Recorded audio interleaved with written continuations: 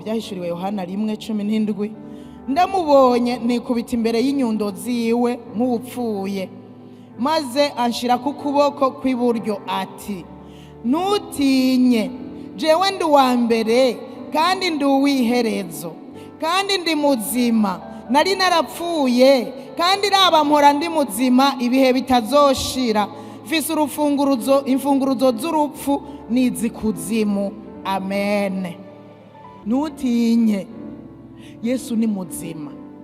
Kimwe gusa akugomba ko vyibuke umuha ubugingo bwawe, vyibuke umubwire ibikugoye, vyibuke ni muzima. Kirazira kwiganyira, kirazira kugenda mu cumba ngo widodombe ukabona ibikugoye. Pfukama ikubita imbere y'inyundo ziwe, umubwire uti, mwami Yesu, nye n'ububasha bwose, nye n'ubushobozi bwose, ubukuru ni gwawe, ubwami ni gwawe, icyubahiro ni gwawe, ivyo mwijuru, ivyo mwisi, ivy'ikuzimu byose urabigaba, byose ni ibyawe. No kuvuga ngo uri umunyabubasha.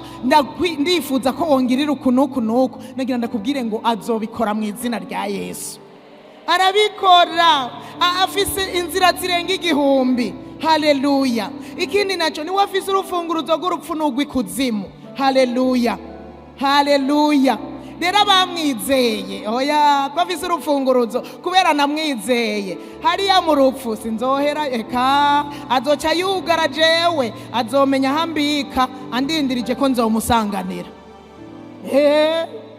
Ikuzimu ntashobora kugurura ngo njeyo, naramwizeye. Erega biwe arabazi, Yesu abiwe arabazi, abiwe bari kw'ikimenyetso, abaravye ari mw'isi arabazi. Ngo mbere mwijoro ry'umuzimagiza, ngo uri mwijuru mwihishurirwa, ngo bameze nk'udutara, udutara, agatara mwirohero, agatara mu buyenzi, agatara hari, agatara akavuga, uriya n'umuntu wanje, nuriya n'umuntu wanje, nuriya n'umuntu wanje. Arabazi, abiwe arabazi, naho hoba mu mwiza we warabazi, arababona. Haleluya. Naho wokubikizwa, naho wokunyegeza ahantu, naho wokugaranira ahantu, naho wogushira mu saha atabona, arakuzi kuri uwiwe. Rero ntutinye, ntutinye. Uyu Yesu yazutse mu bapfuye, ni uwa mbere, ni uwa nyuma, ni Alfa, ni Omega, ni intango, ni iherezo, niwe mfura mu bazutse mu bapfuye. Haleluya.